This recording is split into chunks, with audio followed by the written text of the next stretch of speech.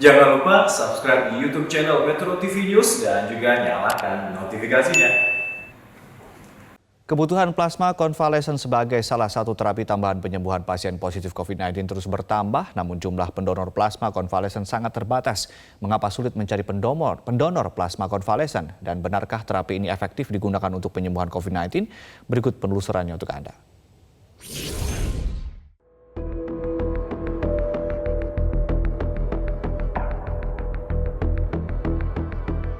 Terapi plasma konvalesen sebenarnya bukan merupakan hal baru dalam dunia medis.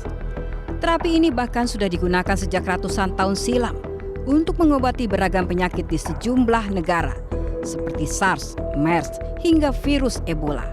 Sejak virus corona merajalela, plasma konvalesen kembali gencar digaungkan sebagai salah satu terapi untuk mempercepat proses penyembuhan pasien COVID-19.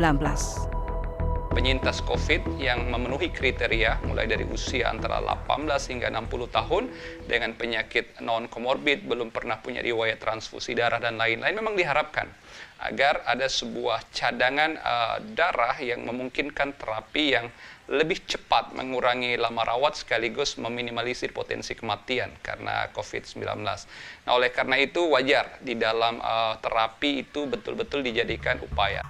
Sejak awal pandemi hingga pertengahan Februari tahun ini saja, sedikitnya 17.614 plasma konvalesen telah didistribusikan kepada pasien COVID-19 ke sejumlah daerah di Indonesia. Semakin melonjaknya angka kasus COVID-19 di negeri ini, boleh jadi akan memicu terjadinya peningkatan permintaan terhadap donor plasma konvalesen. Meski permintaan transfer plasma konvalesen terus bertambah, di sisi lain, antusiasme para penyintas COVID-19 yang telah dinyatakan sembuh untuk mendonorkan plasma darahnya belum terlihat masif.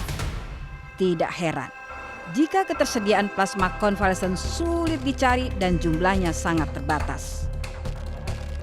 Seperti yang dialami Vera Yusnita, perempuan asal Bogor ini mengungkapkan pada awal Januari lalu, adik ipar serta adik kandungnya terpapar COVID-19 dan dirawat di salah satu rumah sakit di Bogor. Saya, adik-adik saya, keluarga saya mulai mencari. Kita nggak tahu harus carinya kemana. Karena kita juga nggak tahu siapa-siapa aja yang korban penyintas COVID, ya kan. Kalaupun nyambung, mereka bilangnya kosong. Pendonornya kosong, silakan Ibu mengisi form, nanti akan kami masukkan ke dalam list. Masuk ke dalam list, bayangkan Mas, kita itu berkejaran dengan waktu loh. Ini pasien kritis, harus sesegera mungkin. Sementara kita harus di list dulu untuk mendapatkan pendonor plasma. Kan sangat nggak mungkin banget gitu loh. Meski pada akhirnya Vera mendapat calon pendonor plasma untuk adiknya, sayang waktunya sudah terlambat. Tengah malam, saya ditelepon oleh seorang perempuan, setengah 12-an malam. Dia bilang, Ibu, saya mendapat nomor telepon Ibu dari teman saya bahwa Ibu membutuhkan pendonor. Ternyata karena kondisi adik ipar saya ini sudah kritis banget ya, makin kritis sehingga dia tidak bisa menunggu lama lagi. Pagi jam 6.20 kami mendapat kabar dari rumah sakit bahwa adik ipar saya sudah tidak bisa tertolong. Upaya mencari para pendonor plasma konvalesen juga terekam di kehidupan masyarakat melalui media sosial hingga aplikasi pesan WhatsApp.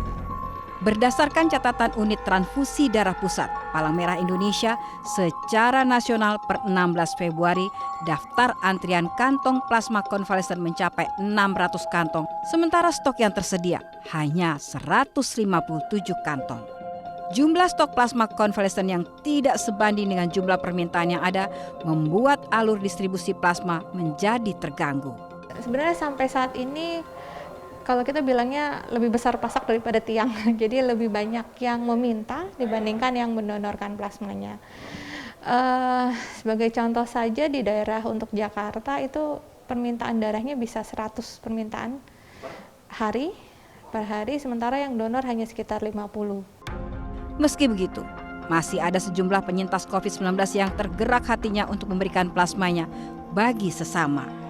Agar dapat menghasilkan kualitas plasma yang baik, screening ketat tentu saja diberlakukan terhadap para pendonor. Kesadaran diri yang paling pertama ya, kesadaran diri pertama. Saya hanya dapat informasi dari grup, ada beberapa teman yang butuh, cuman karena terus kita berusaha untuk cari caranya bagaimana. Udah saya ada hotline-nya, ada WhatsApp-nya, di WhatsApp direspon, ya udah jalan, alhamdulillah. Kita wawancara sama dia, ambil sampel.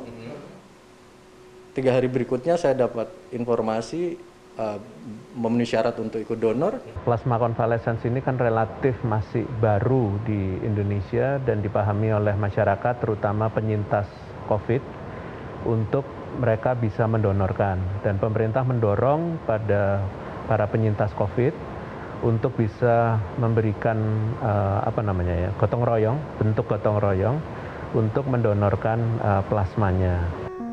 Belum adanya aturan mengikat bagi para penyintas COVID-19 untuk mendonorkan plasmanya bisa jadi menjadi salah satu faktor mengapa sulitnya mencari donor plasma konvalesen. Nah, ini yang kita tunggu sebenarnya, apakah memang terapi plasma konvalesen ini dijadikan standar atau tidak dalam terapi COVID-19. Kalau dijadikan standar, berarti ada model pengelolaan, mulai dari himbauan, kemudian pendekatan kepada para penyintas agar bersedia mendonorkan plasma konvalesen. Diperlukan terobosan untuk mengajak para penyintas COVID-19 yang memenuhi persyaratan agar mau mendonorkan plasmanya demi menolong sesama. Dari Jakarta, Tim Liputan Metro TV.